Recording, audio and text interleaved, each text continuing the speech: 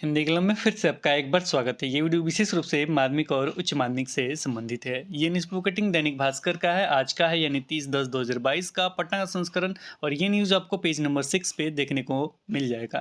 इसका हेडिंग बनाया गया 1200 शिक्षकों की भर्ती का शेड्यूल 3 के बाद। ये 1200 शिक्षकों की जो भर्ती प्रक्रिया है ये छठे चरण से संबंधित है और इसका शेड्यूल जो आएगा 3 के बाद आएगा। 3 यानी 3 नवंबर के बाद देखने को मिलेगा।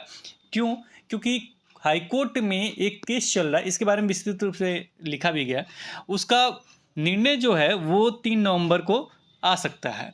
अगर आता है तो उसके बाद होगा कि क्या कुछ होगा, उस तरीके से प्रक्रिया स्टार्ट हो जाएगा। उसके बाद वो प्रक्रिया समाप्त होगा तो उसके बाद आपका 7वां चरण देखने को मिलेगा। वो प्रक्रिया समाप्त होने के बाद देखिए क्या कुछ लिखा गया है, इसे एक बार पढ़ लेते हैं। 2011 में एसटीटी उत्तीर्ण होने के बाद बीएड पास करने वाले अभ्यर्थियों को छठे चरण के तहत नियुक्ति पत्र वितरण पर रोक मामले में 3 नवंबर को हाईकोर्ट का फैसला आना है। यानी 3 नवंबर को हाईकोर्ट का फैसला आना है। फैसला आने के बाद शिक्षा विभाग पटना जिला परिषद में हाई स्कूल में लगभग 1200 शिक्षकों की भर्ती का शेड्यूल जारी करेगा। यानी शेड्यूल उसके बाद जारी होगा कि ऐसे ऐसे ये करना है। छठे चरण के तहत यह शेड्यूल दिया जाना है। अब एकमात्र पटना जिला परिषद में ही बहाली प्रक्रिया शेष रह गई है। दरअसल छठे चरण के तहत यहाँ आवेदन लेने की प्रक्रिया पूरी नहीं हो सकी थी, यहाँ आवेदन भी नहीं लिया गया था। यह वैकेंसी 2019 की है, इसलिए छठे चरण में के लिए आवेदन के लिए जो प्रावधान था उसे पूरा करने वाले अभ्यर्थी ही आवेदन कर सकेंगे। पटना जिला परिषद की प्रक्रिया पूरी होने के साथ ही छठे चरण के तहत 32,714 शिक्षकों की बहाली प्रक्रिया समाप्त हो जाएगी। ऐसे लिखा गया 32,714 शिक्षकों की जो बहाली प्रक्रिया वो समाप्त हो जाएगी। और ये न्यूज़पेपर के हवाले के न्यूज़ है। वैसे हम कहेंगे कुछ निगेटिव कर देंगे, लेकिन रहने दीजिए। चलिए अच्छी बात है, 32,714 पदों की शिक्षक बहाली अगर चाहे शिक्षा विभाग तो समाप्त कर सकता है। कारण क्या है? कारण ये भी आप देख लीजिए, अभी तक छठे चरण में शिक्षक बहाली के लिए 28,000 से अधिक पद रिक्त रह गया। 28,000 से अधिक पद, 32,714 पदों पे बहाली हो रहा है, जिसमें 28,000 से अधिक पद खाली रह गया। अब ये 3-4 सालों में क्या किया है ये शिक्षा विभाग ही बताएगा कि इतने कम शिक्षक भर्ती कैसे हो पा रहा है। क्या अभ्यर्थी मौजूद नहीं है? मौजूद है तो क्यों नहीं भाग ले पा रहे हैं? आखिर क्या कारण है? और इतना लंबा क्यों? 2,000 के लिए 3,000 के लिए बहाली प्रक्रिया आप चला रहे, इतना लंबा?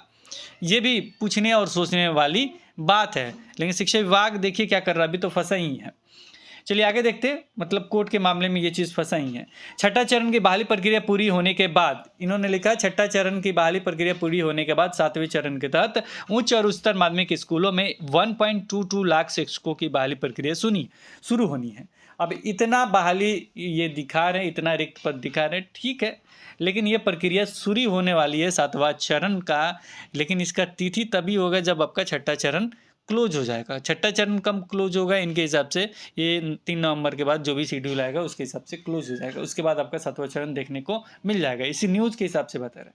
वैसे चीज़ें तो बहुत कॉम्प्लिकेटेड है, लेकिन निगेटिव नहीं पॉजिटिव लेके चलना चाहिए हमेशा।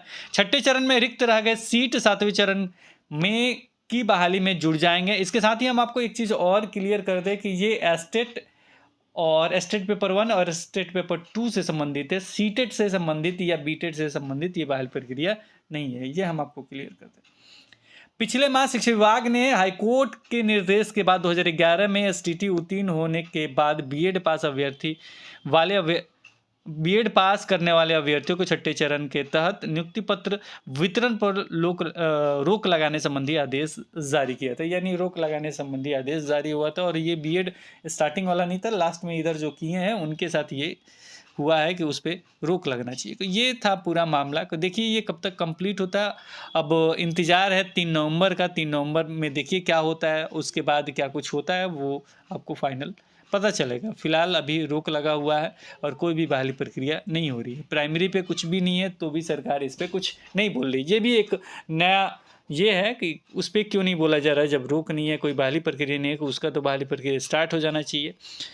और सारा चीज़ अगर देखा जाए तो कंक्लूजन के रूप में, अगर मेरी अपनी राय है, पर्सनल राय है कि इसमें कुछ वित्तीय वगैरह का भी आ सकता है, ऐसे कुछ अभ्यर्थियों का कहना है।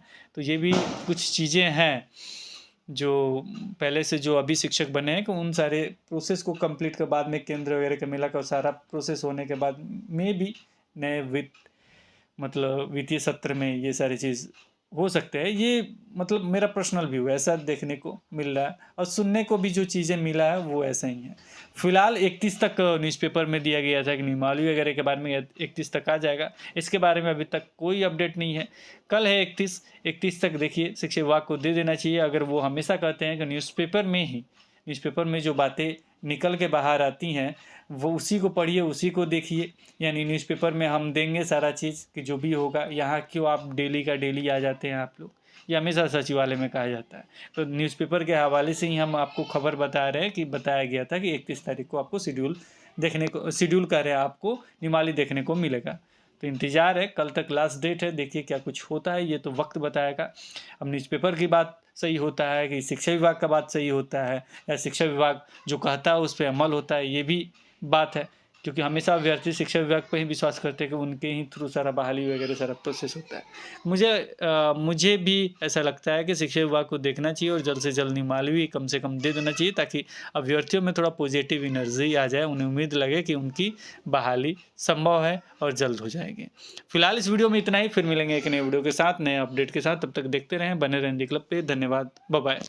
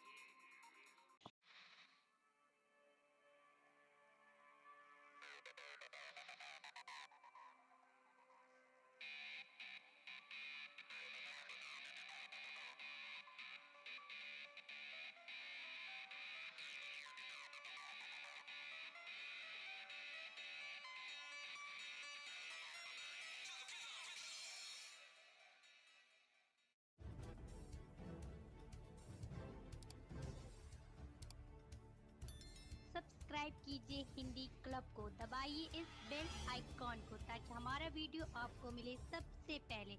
शेयर करें अपने दोस्तों के साथ ताकि वो भी इसका लाभ उठा सके। ये सब बिल्कुल फ्री है।